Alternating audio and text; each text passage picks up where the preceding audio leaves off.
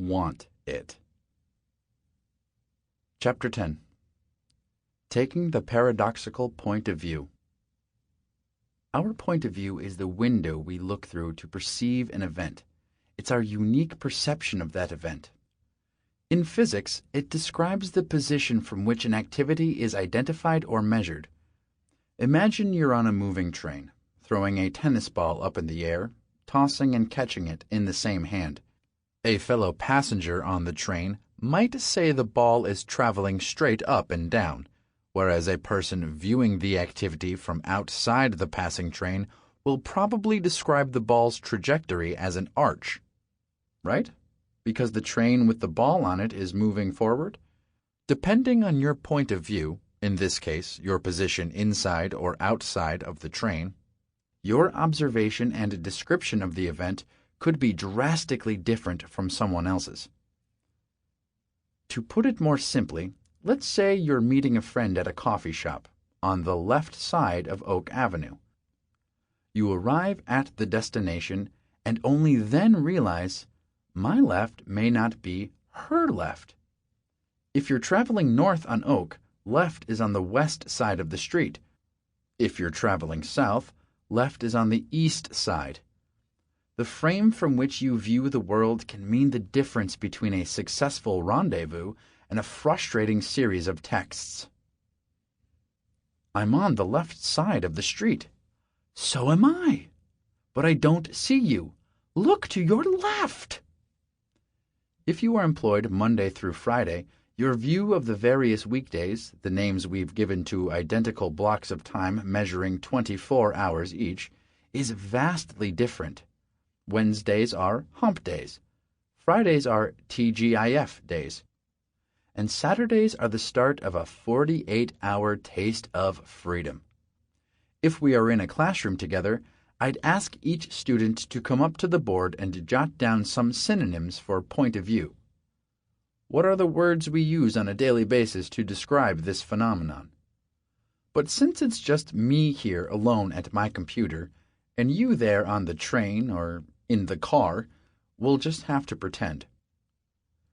Synonyms for point of view: frame of reference, mindset, orientation, disposition, attitude, stance, frame of mind, approach, position, perception, belief, standpoint, perspective, outlook. Not all your actions stem from your point of view. They can come from any combination of your genetics, past experiences, and current emotional state, as well as your free will, which can be directed by your interests, values, and goals. But we all do create specific points of view, and they do have a powerful influence on our thoughts, feelings, and actions. They become shorthand for directing our next moves in the world. Activating the belief, education will get me ahead, motivates a student to study instead of avoid.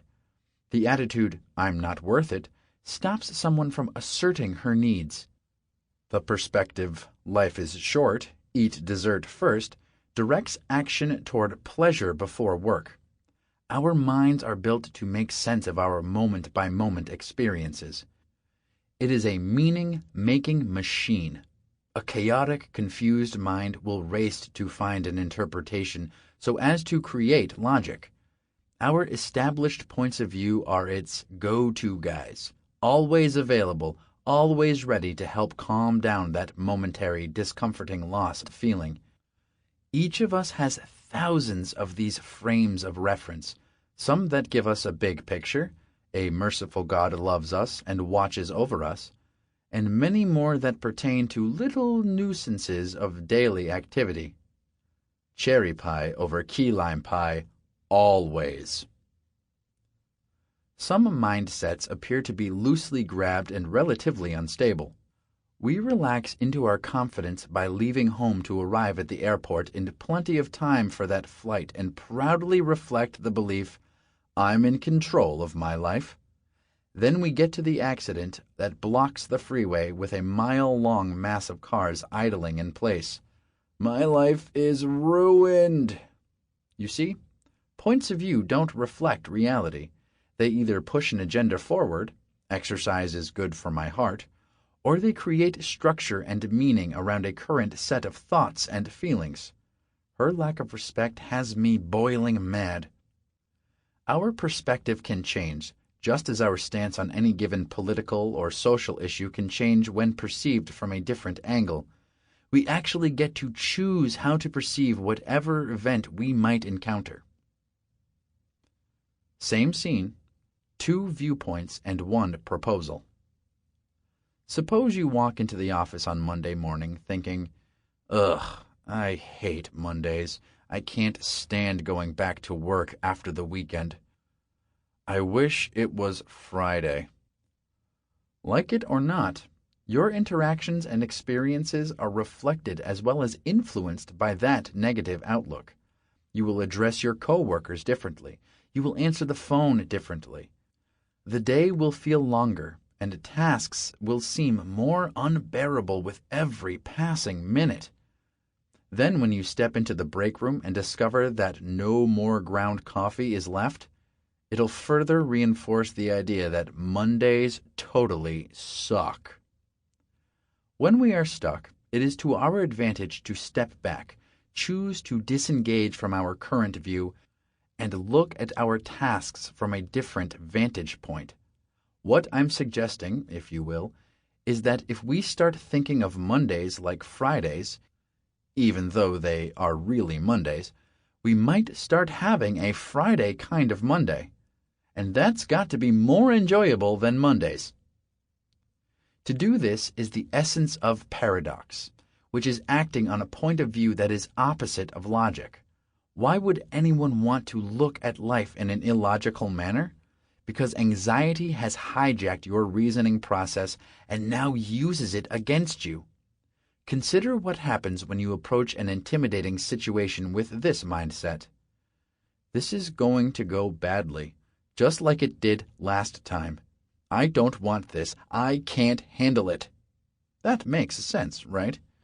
But if you continue to maintain that stance, then you will either back away from such challenges or you will proceed with dread, worry, and distress.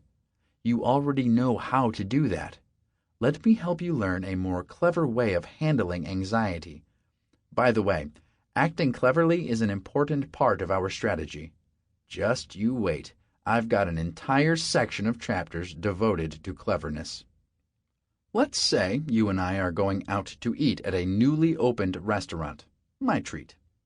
As we pull into the parking lot and see that it is full of cars, we might have 2 separate viewpoints.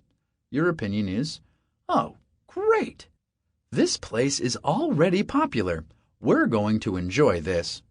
At the same moment, my stance could be, "Oh, great. The parking lot is packed. That means the restaurant's going to be crowded. I can't tolerate crowds tonight. Or any night, for that matter.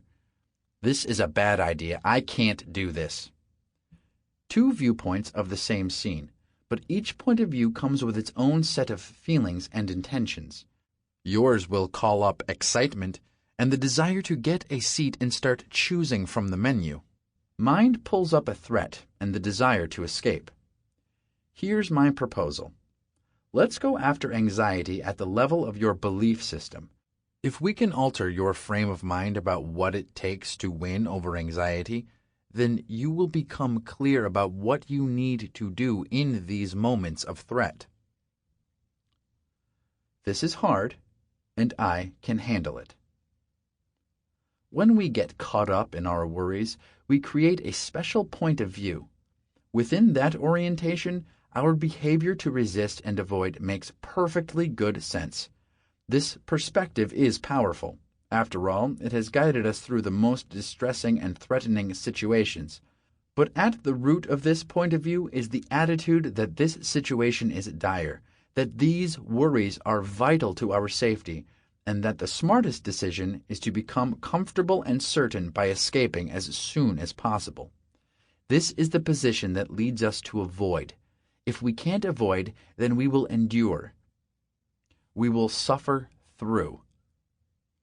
If I can be so bold, Let me say that when any of us consistently operates within this attitude, we are making our lives smaller than necessary.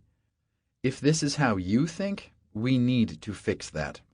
As I described in Chapter 4, any time we adopt a stance that reflects the message, "This shouldn't be happening," we tap into the primitive and unconscious fight, flight, or freeze response of the limbic system's amygdala.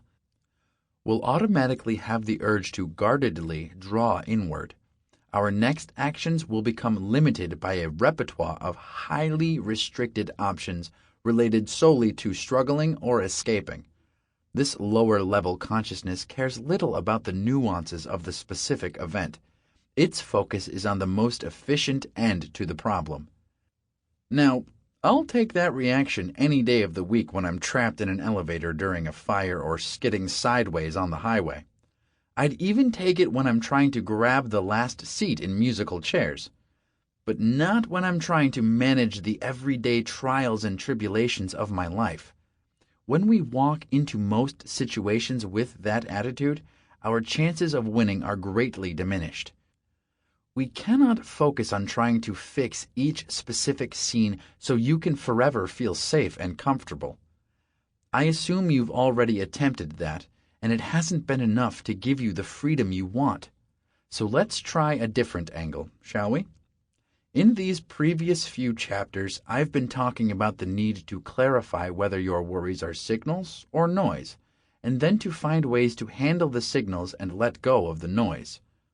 Your initial skill must be to mentally step back so you can make that determination. In Chapter 9, I described the mechanics of how to step back in any particular moment. So what's next? It is to pay attention to the way you are judging your current experience. If you are making a mistake in your judgment, then we need to help you adopt a different opinion, one that empowers you.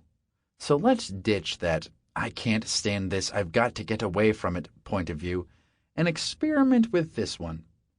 "This is hard, and that's okay. I'll handle it." Of course, you have to believe you can handle it. We'll keep working on that one. When you take on this perspective, you will stop resisting the present moment so much, and you will feel more motivated to move ahead with your task. If you are in competition with anxiety, and you had better believe you are, then this will be a much more powerful attitude. You're up at bat, and you're prepared to swing at any decent ball that comes across that plate, instead of adopting a more fearful, resistant mindset like, "This is serious, this is dangerous, I have to back away," which leaves you shuddering in the dugout. You can't look through the same pinhole and expect to see anything different. As Einstein said, problems cannot be solved by thinking within the framework in which they were created. That's why you and I are interacting right now. To solve your problems, we first have to change how you perceive your relationship to anxiety.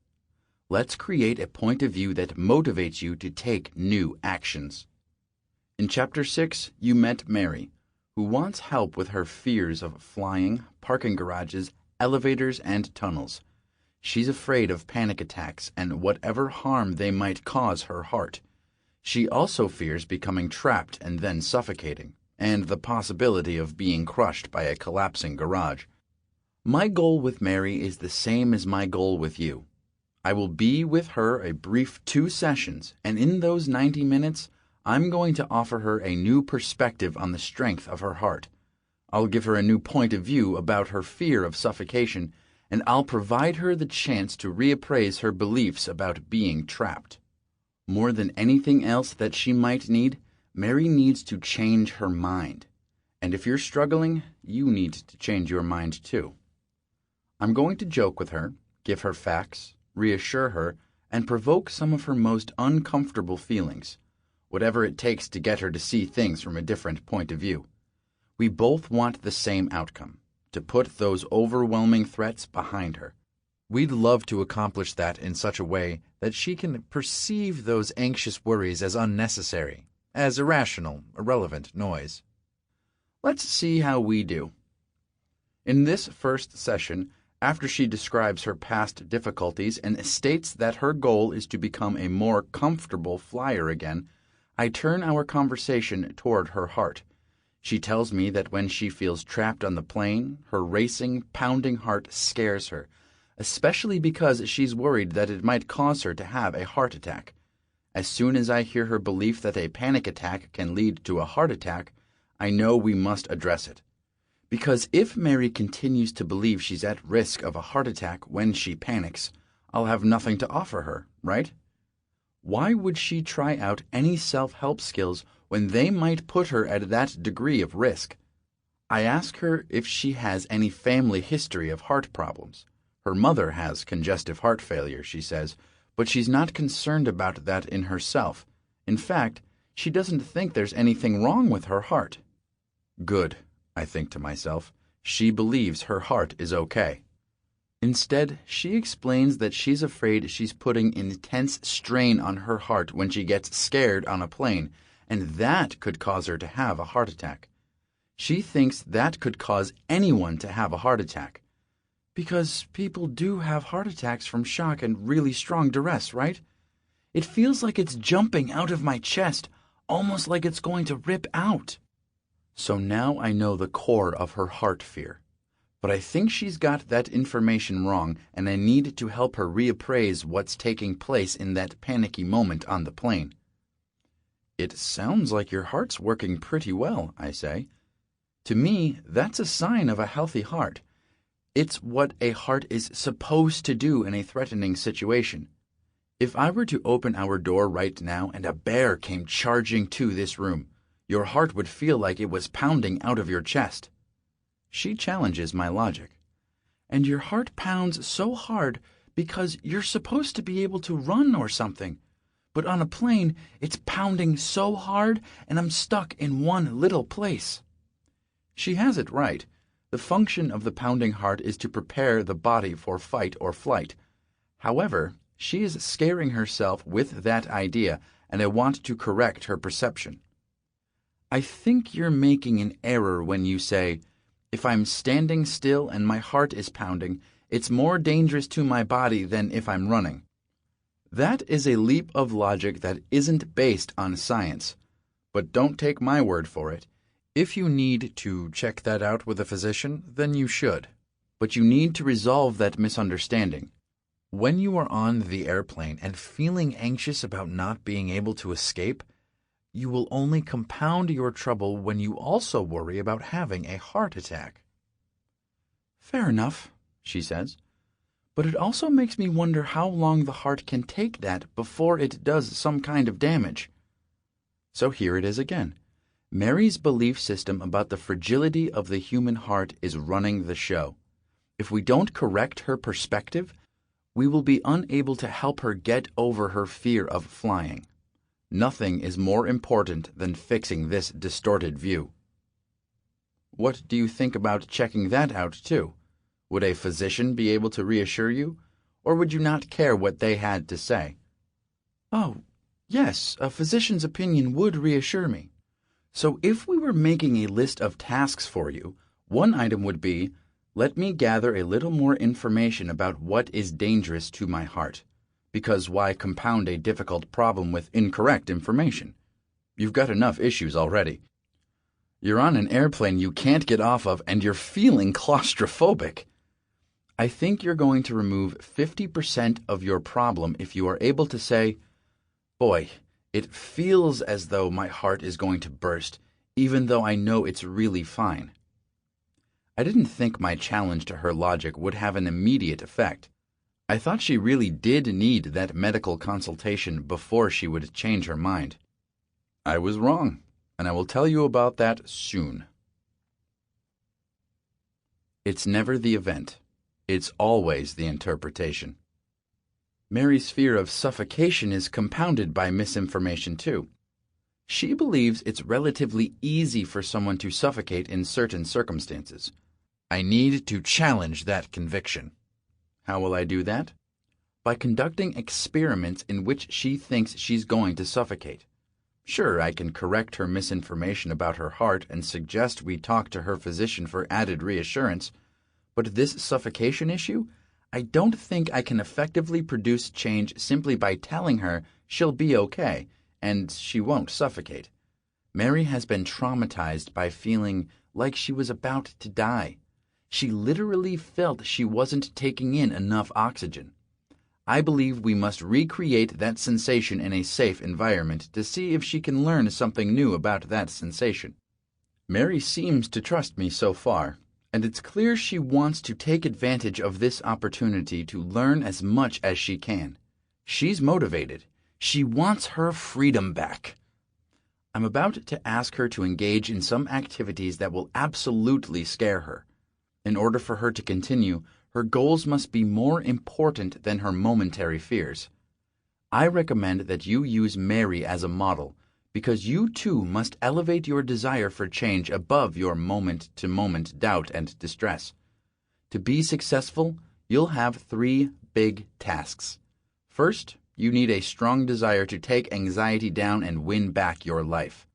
Then you must work hard to make logical sense of this approach I'm going to teach you.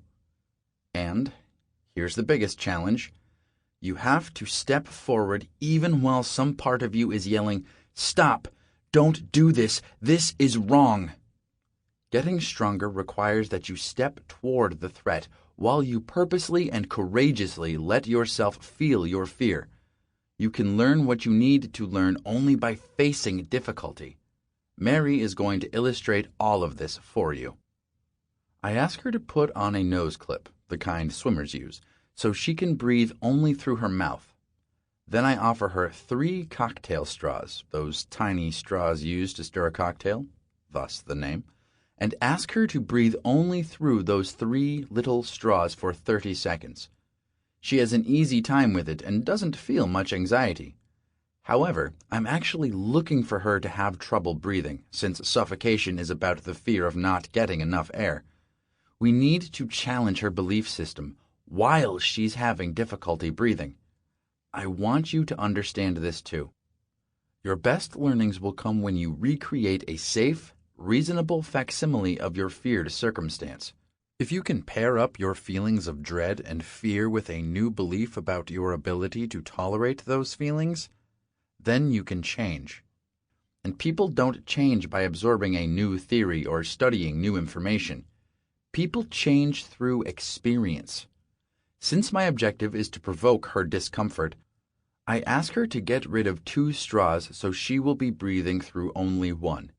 We agree on a scale of distress from 0 to 100, so she can easily report her degree of discomfort at any particular moment. I shorten the length of this experiment to 10 seconds. Mary survives that trial and reports her highest number as 50, indicating that she became moderately distressed. Let me take you into the scene as Mary and I debrief the experiment. Mary: I thought this would be fine when I took a really deep breath through the straw, but then I realized that the exhale was going to take a long time, so it would be a long time before I could inhale again. That's when my distress went way up. Mary: let me make sure I understand your message. You're saying, I was having this experience, I made an interpretation about the experience, and then my anxiety went up. It wasn't the experience. It wasn't how I was breathing. It was that I said to myself, oh, it's going to take a long time to exhale, and it's going to take a long time before I can inhale again. And immediately I noticed my anxiety going up. Am I saying it correctly? Mary: that's right. Notice in this passage that I labeled her awareness of that long exhale as this experience. I do this purposely because I want her to learn a general principle, not something specific related to breathing. I want her to move up one level of abstraction, away from breathing and up to a difficulty. If she can extrapolate from this experience to a broad range of uncomfortable experiences, she is changing at the level of principle. The work is not about your uncomfortable sensations. It is about your response to the sensations. Mary predicts that trouble will show up in seconds, and she imagines a restricted ability to inhale. Then she becomes more anxious. You and I cannot prevent you from having uncomfortable sensations, but we can do something about your interpretations when your discomfort shows up. Read. So does that give us any clue about where we need to focus? Do we have to focus on behavior of breathing through the straw? Or do we have to focus on your interpretation of the experience? Mary. Well, the interpretation. Read. So maybe breathing isn't the trouble. Maybe your interpretation is the problem, because that's what makes you anxious. Let's keep working on trying to change that interpretation. She is making that critical distinction here, which you need to make as well. The principle to remember is that when you are feeling threatened, it's always about your interpretation. There are plenty of reasons you would feel fear and physical distress. Most often, it is because you have been traumatized in a similar way in the past. You don't need an interpretation to have that response, because that comes more unconsciously. But once you decide a threat is in front of you, once you say something like, "This is dangerous," or "This could go terribly wrong," you have made an interpretation. We're going to go after those. The work is not about your uncomfortable sensations. It is about your response to the sensations. When I'm feeling threatened, it is always about my interpretation. Early last Saturday morning, as I was driving down a country road, I hit a patch of black ice, and my tires lost traction for a moment. That gave me a zing. Of course, the zing was my amygdala instantly giving me a fight or flight response before I had time to think anything. Thank you, amygdala. Then I immediately made an interpretation, which went something like this. It rained yesterday, it's below freezing now, and black ice could appear again anywhere on this road. So this is a threat, and I need to drive cautiously. I made a valid interpretation about the circumstance that led me to feel appropriately threatened as I continued driving. That's what was supposed to happen in such a circumstance. This is exactly what Mary and I are working on now. Does she need to maintain her degree of threat about suffocation? She comes into the session believing that her interpretation is valid. We are generating experiences to learn if it's possible for her to invalidate that interpretation and grab onto a different interpretation that will progress her toward her goals. I now increase her level of threat by asking Mary to breathe through a single straw for 30 seconds. I suggest that she let her mind be as quiet as possible and simply perform the task. She takes a deep breath before she begins, as though it might be her last for a good long time.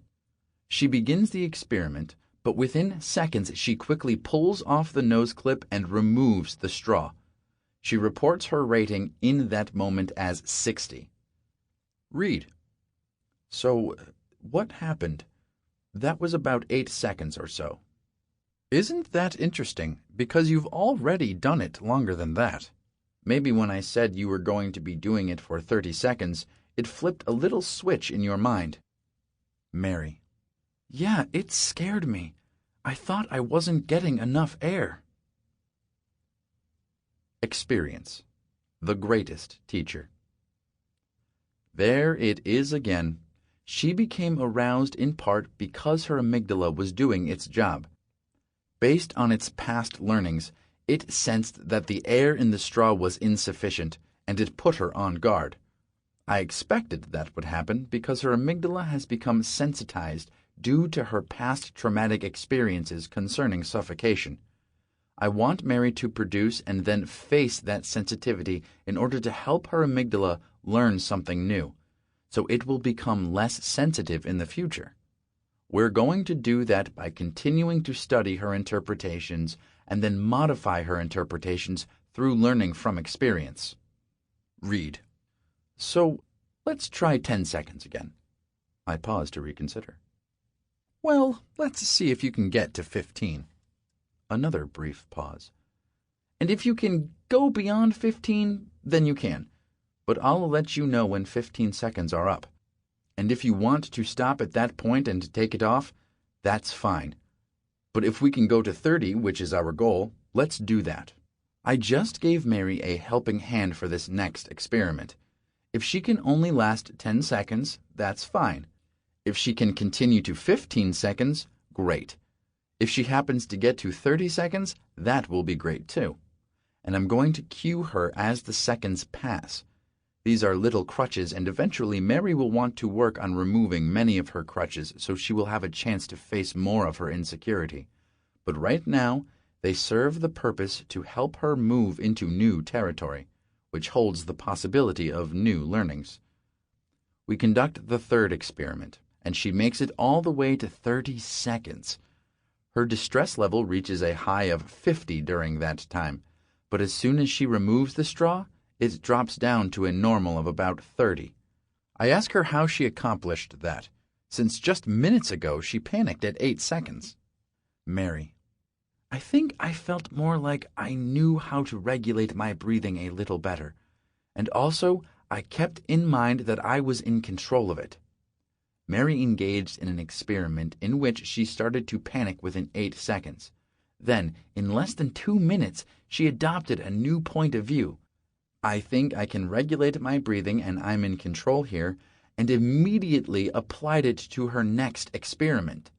And that allowed her to go the full 30 seconds. She changed her point of view. That's the only thing she did. Now we're getting somewhere. Read. Oh, so here in this room you think, I'm in control because I can take this nose clip off and take this straw out. And on the airplane, what do you think? Mary: I think something could happen with the oxygen supply, and then there wouldn't be enough air. Read. Oh, yeah, I've read all the stories about airplanes running out of oxygen while they're sitting on the tarmac, and all those people dying. It's just awful. Mary starts laughing. You're laughing? Why are you laughing? You don't remember those stories? No? Mary: No? Now you're probably thinking that that's just a funny little exchange I threw in to lighten things up. But 24 hours later, when she's sitting on that plane for her scheduled flight and begins to struggle with her anxiety, the memory of that moment of laughter pops into her mind and lets her shift her perspective away from her fear. Excellent. But back to the session. I'm going to keep the pressure on. I want Mary to learn, and I want you to learn, that she keeps responding to her interpretation of the experience. If she maintains her pre-existing point of view, she's going to remain stuck. So we have to dislodge that belief and then install a new one. If we can focus on her interpretation instead of the actual event, we can give her a new kind of control. Read. Okay, so let me just get this straight. That's another interpretation you're making that ends up scaring you. Oh no, the air could run out. This is like what you said about your heart, isn't it? My belief is my heart is going to pound out of my chest and cause a heart attack if I'm standing still instead of running. So we might guess that interpretation is adding, maybe 60% to your distress? But think about this. You just did something within 2 minutes to change your experience, and it wasn't making the straw larger, was it? Mary can't handle the realistic possibility of suffocation. Neither would you or I. No one could. When she's on the airplane, if she starts thinking, I'm going to suffocate, she'll move into full-blown panic and feel the urge to climb over the seats, push past the other passengers, and escape the plane. What if, instead, she can say, Boy, it's stuffy in here. I'm starting to feel like I'm going to suffocate. I know this feeling, and I know I'm not about to suffocate, but I sure feel scared. Mary can tolerate a false sense of suffocation if she interprets it as false. She has to learn to step back in that moment, to separate her executive self from that part of her who was traumatized in the past, and who is now really frightened. She needs to hear those messages of, I'm going to suffocate. and then immediately reappraise the situation and tell herself, no, wait, I actually can handle this.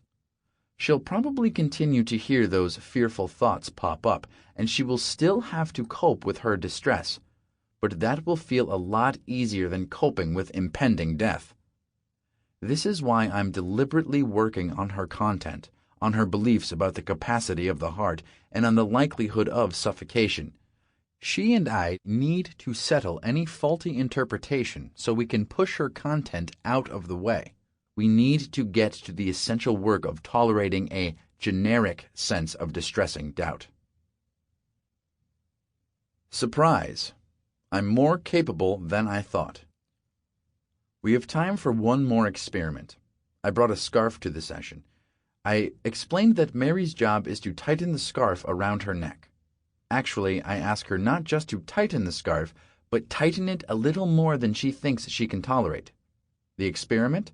To see if she can get past the momentary prediction of, I can't handle this. Let me bring you into the scene. Mary has pulled that big, bulky white scarf around her neck, and she is slowly tightening it. I tease her. You look great, truly. She responds with a wry smile. Let's see how I look when I'm blue. Read. You want to get to that place where you go, uh-oh. Are you there yet? Mary. Yeah? Read.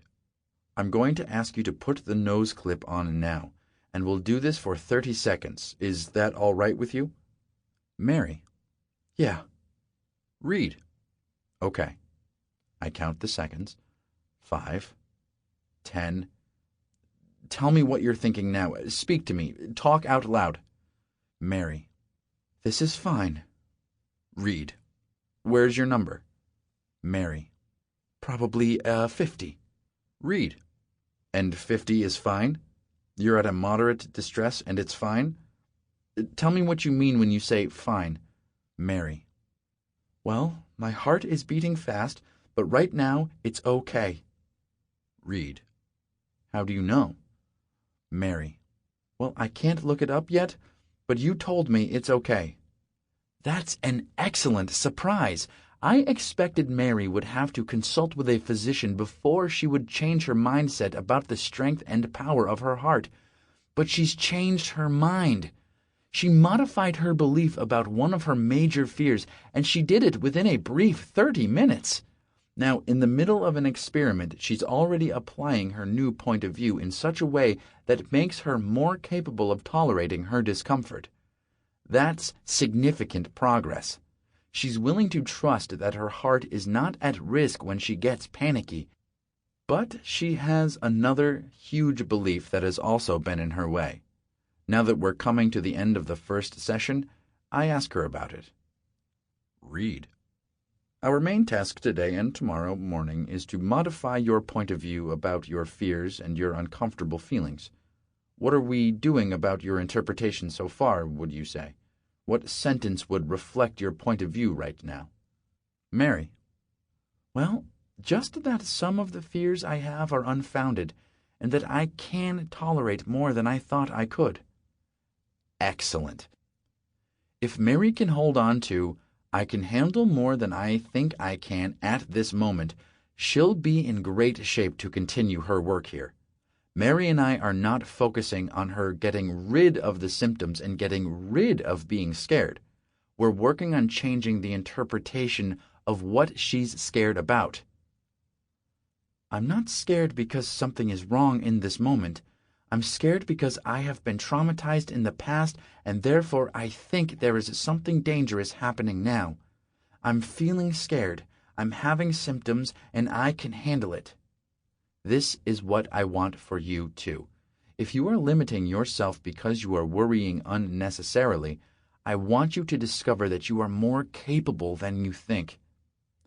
We have a few minutes left in the session, and it's time to plan some experiments for homework. Our second session comes tomorrow morning, so she has only tonight to practice her skills. My goal is for her to voluntarily choose to place herself in a threatening situation. Most of Mary's difficulties show up when she feels forced into tolerating discomfort. For instance, she loves to travel and needs to travel for work, so she's forced to take the claustrophobic airplane.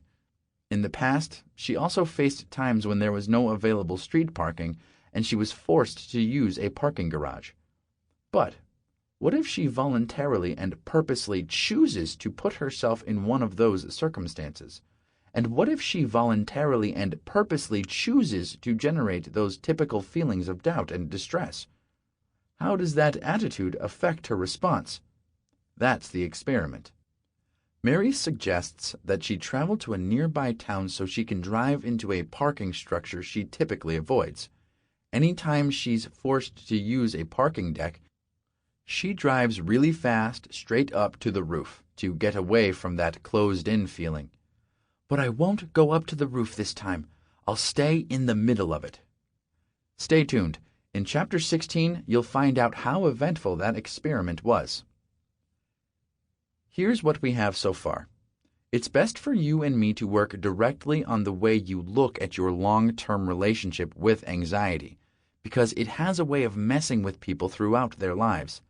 Finding a solution for one specific fear will not insulate you from future difficulties, but if you adopt a new perspective, you can apply it to a variety of circumstances over the years.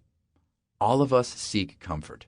We each want to feel relaxed when it's time for relaxation, and everybody wants to feel confident in the outcome of our projects. So it's no surprise that people who experience traumatic events, a near drowning, a panic that resembles a heart attack, blanking out in the middle of a conference presentation, will initially react by seeking comfort, safety, and reassurance. But as I described in Chapter 3, when we continue to use this approach to solving our difficulties by avoiding and resisting and by seeking the comfort of certainty, we are inviting long-term problems. What we resist will persist. This is a competition between 2 points of view within you. When your primary perspective in life is that you should remove all doubt and insecurity, your growth will be limited. When you believe you should focus on getting rid of symptoms and getting rid of being scared, that viewpoint will keep you stuck. If you want to take on any specific challenge, the best perspective is a paradoxical one.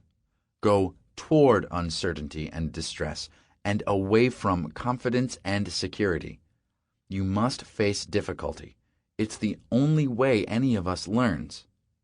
So in the previous section, Step Back, I talked about the need to shift your perspective from the typical way you perceive your problems and your usual ways of responding to them. In Chapter 9, I offered you a specific way to mentally step back during any challenging moment if you feel like you're getting tangled up and confused. When you can step back for a moment, you've created a little space. Great. Now what? This section, Want It, will answer that question. In the gap you create, you have an opportunity to step into a new point of view. I'm going to suggest that you don't simply call up a different viewpoint. I'd like you to call up an absolutely opposite viewpoint, one that can be reflected in 2 words, and you can already guess what they are. Want it. Want what you don't want. Want what you've been trying to get rid of. Want difficulty, confusion, and struggle. And then take action based on that new mindset. Want to step into the fray. And then step into the fray. Welcoming such a sense of insecurity while you're attempting to solve a problem is quite unorthodox. But stay with me. You can always throw this book away when you've finished it. Until then, try to keep an open mind.